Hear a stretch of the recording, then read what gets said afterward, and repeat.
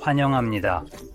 제 앞에 24년형 애플 아이패드 미니가 있습니다. 완전히 새롭게 리프레시된 모델이고 언박싱과 함께 기기와 사양을 간단히 살펴보겠습니다. 그럼 바로 시작해 볼까요? 뒷면에 두 개의 풀탭이 있는데 꽤 쉽게 제거됩니다. 정말로 작은 친구네요.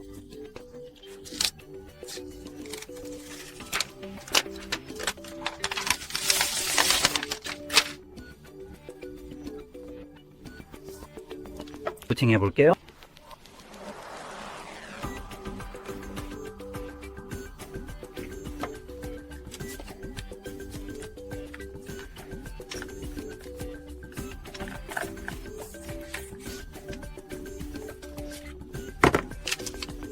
매뉴얼 같은 내용인 것. 그냥 매뉴얼들입니다. 매뉴얼들 모두 같은 내용인 것 같고 언어만 다르네요. 모두 같은 종류의 그림이 있어서 여기서 대충 볼 수 있어요. 또 같은 거네요. 여러 언어로 되어 있는. 안타깝게도 스티커는 없네요. 요즘 스티커는 너무 비쌉니다. 그리고 타입C로 연결되는 충전 케이블도 있습니다. 이 케이블은 또한 꼬여 있습니다. 옆으로 넘어가서 이제 기기 자체를 살펴볼 수 있습니다. 그래서 이건 제가 말했듯이 예전 아이패드 미니의 멋진 리프레시 버전입니다. 이미 꽤 오래된 모델이었죠. 몇 년 동안 리프레시가 안 된 것 같아요. 아이폰과는 달리 아이폰은 매년 새로운 모델이 출시되죠. 이제 이걸 살펴보면서 먼저 디스플레이부터 시작할게요. 83인치 크기입니다. 해상도는 1488-266 픽셀입니다. 리퀴드 레티나 PS LCD 디스플레이입니다. 장난하시는 거죠? 알겠어요. Fine that 밝기는 500니트이고 스크린 대 바디 비율은 77.4%입니다. 스크린 대 바디 비율이 매우 낮습니다. 좋지 않은 의미에서 매우 낮습니다. 화면의 해상도를 나타내는 인치당 픽셀 수는 327픽셀로 이는 매우 선명한 화질을 제공합니다. 그리고 여기 유리는 긁힘 방지 유리로 레포빗 코팅이 되어 있습니다. 코넬 고릴라 글래스 같은 건 전혀 없고 애플 유리로 되어 있습니다. 좋아요. 그러니까 이 디스플레이를 잘 모르는 분들을 위해 요약하자면 여기 있는 디스플레이는 기본적으로 중간 정도라고 할 수 있습니다. 그리고 600유로에 이 정도면 괜찮은 타협이라고 볼 수 있겠죠. 하지만 가격대에서 이 기기가 가져야 할 디스플레이에서 이미 부족한 점들이 있습니다. 그건 협상할 수 없는 부분이에요. 그러니까 말씀드리자면 이 디스플레이는 어떤 종류의 주사율도 없어요. 높은 주사율을 말해야겠네요. 그래서 기본적인 헬스로 작동하고 있어요. 그걸 염두에 두고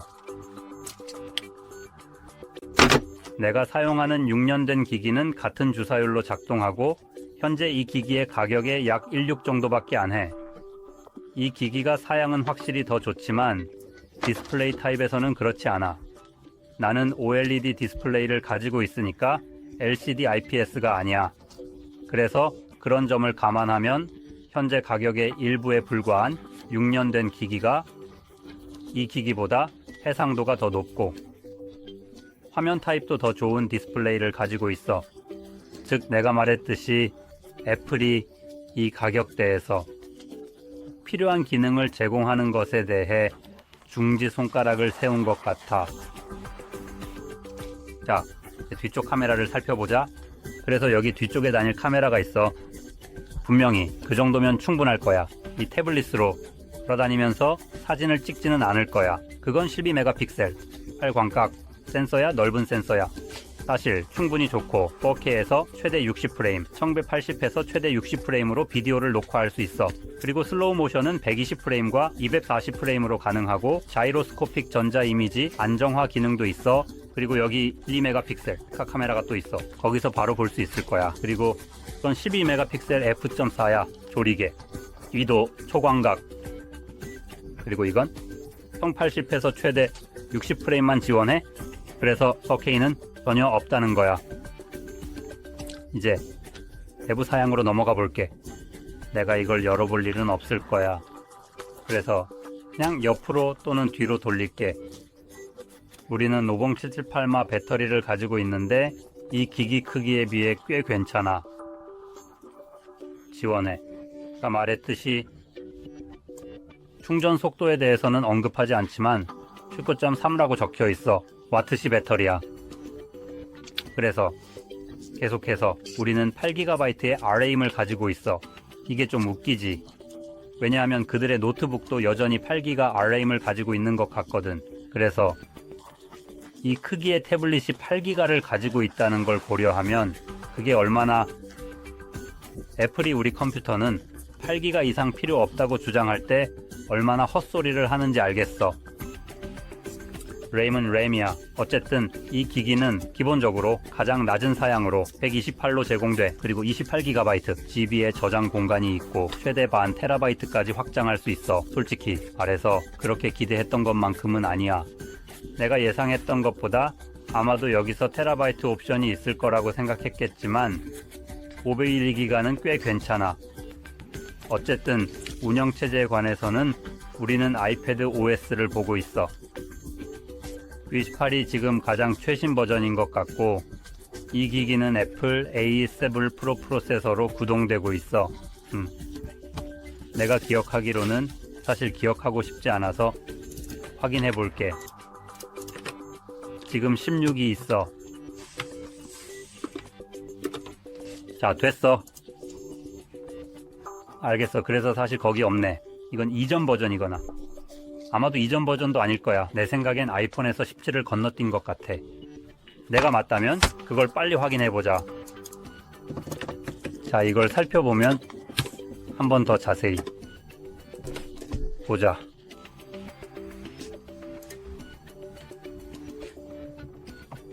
그래서 애플이 그들의 CPU 버전을 건너뛴 것 같아. 그래서 아이폰 14는 A16 바이오닉을 가지고 있었고 애플 16은 최근에 출시된 최신 모델로 가장 낮은 사양인 A28을 사용하고 있어. 즉 애플 16의 기본 모델, 가장 저렴한 버전이야. 이건 애플 A7 프로 프로세서로 구동되고 있어. 이건 분명히 이 두 가지 사이에 있는 것 같아. 그리고 이게 어떤 종류의 AI를 지원하는 건지 잘 모르겠어. 애플이 적어도 아이폰을 AI와 함께 마케팅하려고 했으니까. 그리고 그게 새로운 아이폰들이 모두 A18을 탑재한 이유 중 하나야. 기본적으로 AI, 구현을 가능하게 하려고 말이야. 요즘은 모든 게 AI를 필요로 하니까 그래서 이게 지원하는지 잘 모르겠어. 하지만 그건 제쳐두고 내가 놓친 게 있거나 더 놓친 게 있을까? 여기서 빠르게 목록을 훑어볼게. 그리고 내가 그렇게 하지 않은 것 같아. 그래서 이미 알려진 아이패드 미니의 새롭게 업데이트된 버전인데 괜찮은 주사율인 것 같지만 여전히 애플이 사용자들을 완전히 속이고 있다고 느껴. 이 기기를 좋아하고 싶긴 한데 디자인이 마음에 들고 다재다능함도 좋고 처리 능력 면에서도 강력해. 그리고 애플 펜슬 프로를 사용할 수 있다는 점도 마음에 들어. 그걸 사용하려면 프로 버전을 써야 하는데 그게 더 비싸. 그리고 예전 모델이 있다면 걱정하지 마. 애플은 네가 그걸 사용할 수 없도록 확실히 만들었어. 솔직히 그럴 이유는 전혀 보이지 않아. 그래서 그렇다고 하면 디스플레이에 대한 기대되는 사양을 제공하기로 결정했다면 이 기기가 훨씬 더 나은 제품이 되었을 거라고 느껴. 이게 바로 네가 대부분의 시간을 보게 될 화면을 통해 화면이야. 높은 주사율이 부족해. 애플이 어떤 헛소리 변명을 하든 그건 용납할 수 없다고 말할 수 있어. 높은 주사율은 필수야. 그리고 최소한 높은 주사율을 제공하지 않을 거라면 AMOLED 디스플레이나 OLED 디스플레이를 넣어야 해. 그중 하나야 이 가격에 비해선 둘 다 제공해야 해. 그리고 여기서 비교를 좀 해보자면 아마 태블릿과는 비교하기 어려울 것 같아. 왜냐하면 이건 그다지 이런 형태와 성능을 다른 어떤 것과도 비교할 수 없어. 그 자체로.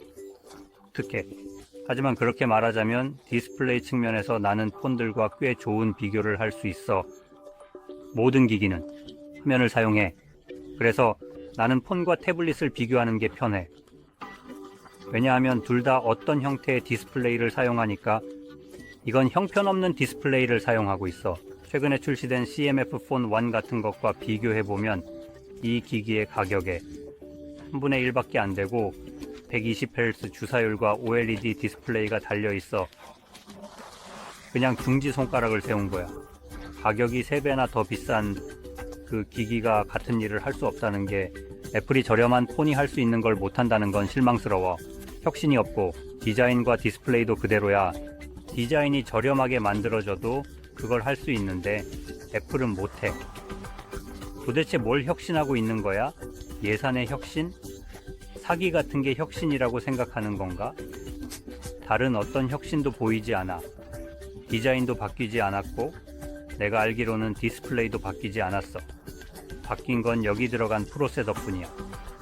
기본적으로 또 다른 기기를 팔기 위해서였지.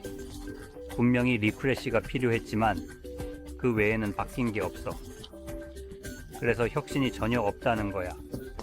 이 기기들 사이에 구별할 수 있는 차이가 없다고 주장할 수 있어. 솔직히 실망스러워. 나는 정말로 중급 가격대에 맞는 기기를 원해.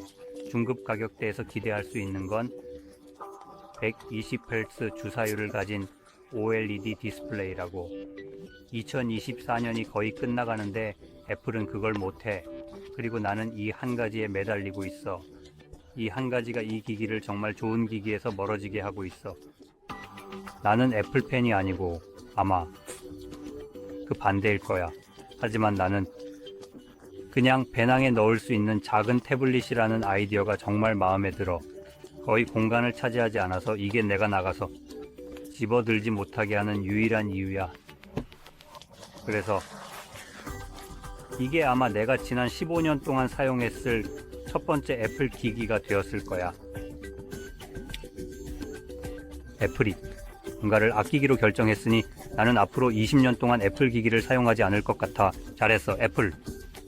어쨌든 그렇게 말했으니 이 영상이 도움이 되고 유익했기를 바래. 나는 기기에서 차이를 만드는 것들에 집중하려고 했어. 사실 나는 이렇게 느낄 것 같아. 그만큼 돈의 가치를 느낄 수 있어. 그래서 내가 특정 부분에 집중하는 이유가 그런 거고, 다른 부분에 대해서는 깊게 들어가지 않는 거야. 하지만 나는 아주 분명히 하고 싶어. 이 기기는 여전히 정말 좋아. 어떤 부분에서는 부족해. 그래서 그렇게 말했으니 도움이 되었기를 바래. 만약 도움이 되셨다면 좋아요 누르고 구독하는 거